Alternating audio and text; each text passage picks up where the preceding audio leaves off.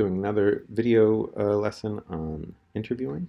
I'm filming this at school, so you might hear some Katy Perry in the background because they're playing in a gym. So there you go, there it is. Um, we talked about how to conduct interviews for your newspaper articles for the school newspaper, but there's always a little bit more that we can talk about. So one of the things that happens when you're trying to get an article done, especially on a deadline, is you don't hear back from people who you really need to talk to, right? Frequently, you can get interviews with people who are important to the story but not essential.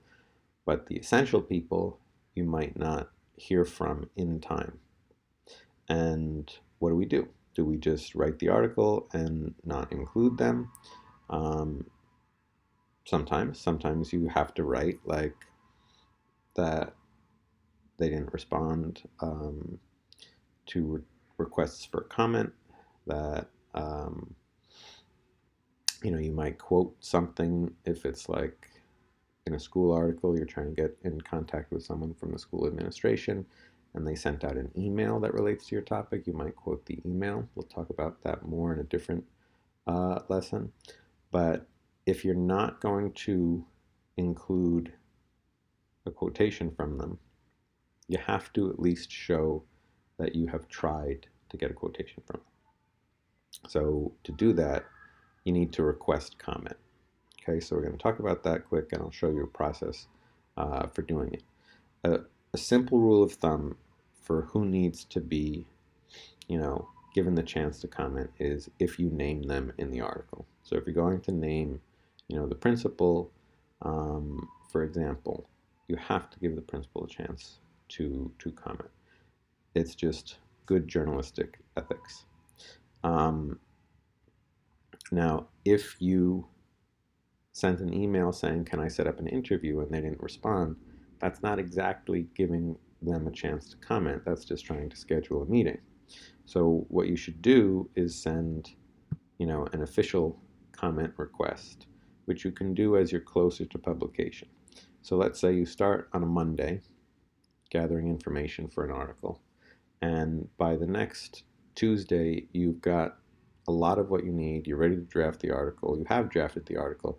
You still haven't heard from the people who you really need. So now, before you publish, you should send them a request for comment. And you should write in the article what you plan to report. Sorry, write in the email what you plan to report and then ask them, can you comment on this? So let's get this example that we sent from the Classic to the New York City Department of Education. This was in June 2020, so it was surrounding the protests over George Floyd, and there had been a story in Minnesota about school districts not allowing police departments to run school safety. And people in New York City had been saying that New York City should do the same thing. So our writers were writing an article on that, and they wanted the DOE to comment on it. So they wrote, Classic will be reporting on the increase in people who have called for the New York City Department of Education to cut its ties with the New York Police Department in light of the Minneapolis district announcing that it ended its contract with the Minneapolis Police Department. We plan to report that a growing number of people have publicly expressed their support of removing NYPD security from New York schools, including the Alliance for Quality Education. That last year, the DOE's Student Diversity Advisory Group recommended that the DOE analyze the benefits and drawbacks of moving school safety agents to DOE supervision from NYPD supervision, as stated on the DOE's online website, and that the DOE rejected this recommendation. We're requesting comment on this issue. In particular, we're seeking comment on whether the DOE has considered ending or reforming its relationship with the NYPD in light of recent events in Minneapolis, and how the DOE plans to address calls for action. Additionally, we are requesting clarification on the advisory group. Did the DOE conduct an analysis as the advisory group recommended, or did the DOE reject the proposal before conducting an analysis? So these are the key things that they needed them to respond to, because if they didn't get a chance to respond to it, it might be looking like, negative for them, and if we write something that might be considered negative for them, but we didn't get them a chance to explain, that's not fair, right? So this was an important point because even before the protests, a year before, the DOE had an independent group tell them that they recommend that the DOE should cut ties with the NYPD. And they rejected the recommendation. So it's important for them to explain why, now that a number of people besides this group are saying you should do that. So what I want you to notice is the email has an introduction, right? It's telling them the overview of what we're going to report. And then it's a bulleted list of specifically what you plan to report. But this isn't a summary of the whole article. You don't have to give them a summary of the whole article. But tell them what you're going to report that relates to them, and then ask them to comment on that. And you could just say, we're requesting comment on this issue, and leave it at that. These reporters chose to ask, specific follow-ups. But if you just say, could you comment on these topics, that would suffice. And you don't need to provide them with all your notes, all your information, everything you're planning to report. And if they respond asking for that, you don't necessarily have to give it to them. You could if you felt like it helps them to get a comment. But you just have to let them address the part that relates most to them, right? So if you heard from students who share an opinion, they don't have to comment on every student opinion. Now, if a student accuses the DOE of doing something specifically and you're going to report that, then you should let them respond.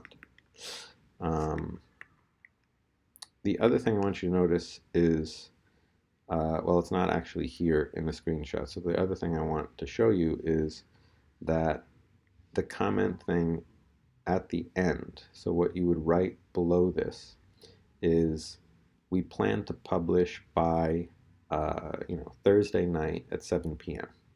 So you give them a deadline. So that's number 4. And if you've sent this on Tuesday and you give them till Thursday, that's pretty good, right? You shouldn't on Thursday at 6 o'clock say, hey, here's an email, comment on this by 7, right? That's not really fair. Some people do that, and then they write in the article, they did not return requests for comment by publication time. In a fast-paced media environment, that might have to happen, but usually in school news you can take it a little bit slower. But if you need it to be fast, you should give them as much time as you can, and let them know that you're moving fast and why.